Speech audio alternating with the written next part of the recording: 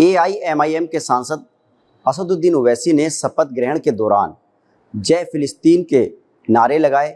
क्या ये राजनीतिक रूप से सही है और क्या धार्मिक रूप से भी सही है? इस पर बात करने के लिए हमारे साथ जमीयत उलमा हिंद के मौलाना काब रशीदी साहब हैं। मौलाना साहब, जो असदुद्दीन ओवैसी साहब ने शपथ के बाद जय फिलिस्तीन का नारा लगाया, और भी नारे लगाए उन्होंने, लेकिन जय फिलिस्तीन के नारे पे हम ये जानना चाह रहे हैं कि क्या ये राजनीतिक रूप से और धार्मिक रूप से दोनों तरह से सही है या नहीं है?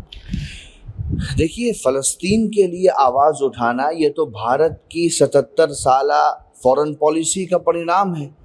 भारत के जितने प्रधानमंत्री आए हैं, जितनी सरकारें आई हैं 47 के बाद आज तक 2024 तक, हर सरकार ने फ़लस्तीन के हितों के लिए बात की है।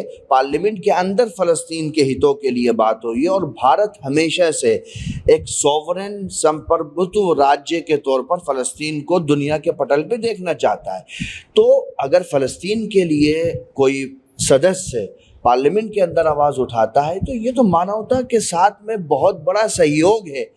वो देश जिसको सबसे बड़ी अदालत ने, दुनिया की सबसे बड़ी अदालत ने मास किलर कहा हो, हत्यारा कहा हो, जेनोसाइड करने वाला कहा हो, अगर उसके खिलाफ जाकर के एक मजलूम रियासत के लिए आवाज़ उठाई जाए तो इससे बड़ा पुण्य का काम और क्या हो सकता है। मतलब असदुद्दीन ओवैसी ने जो जय फिलिस्तीन कहा, यानी कि जो फिलिस्तीन के पीड़ित लोग हैं उनके समर्थन में आवाज़ बुलंद की है। आपको लगता है कि शरई तौर पर और राजनीतिक तौर पर दोनों पर ठीक है ये फैसला? देखिए, राजनीतिक तौर पर तो इसलिए सही है कि भारत भी यही कहता है, आज का भारत भी यही कहता है। ऐसा नहीं है कि इस वक्त भारत की फॉरेन पॉलिसी चेंज हो गई हो, नहीं।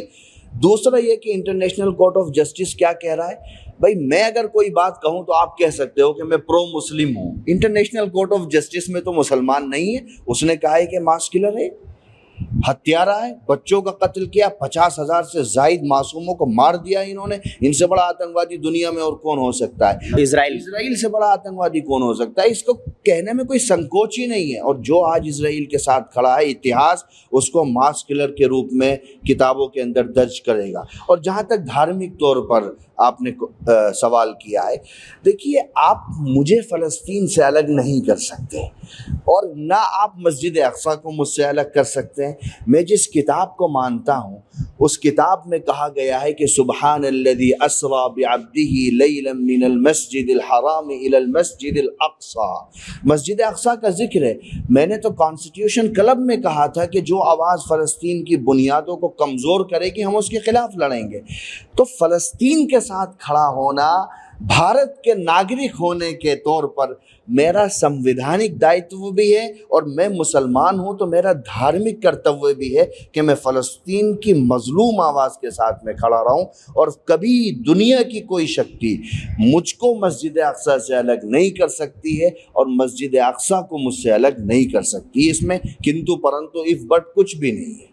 देखिए, मौलाना काब रशीदी साहब का कहना है कि असदुद्दीन ओवैसी ने जो जय फिलिस्तीन का नारा लगाया है वो भारत के राजनीतिक हिसाब से भी सही है और एक मुसलमान होने के नाते धार्मिक हिसाब से भी सही है। तो असदुद्दीन ओवैसी के नारे का वो साफ तौर पर समर्थन करते हुए नज़र आ रहे हैं।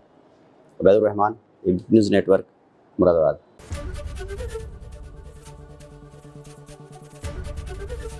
एबीपी गंगा, खबर आपकी, जुबान आपकी।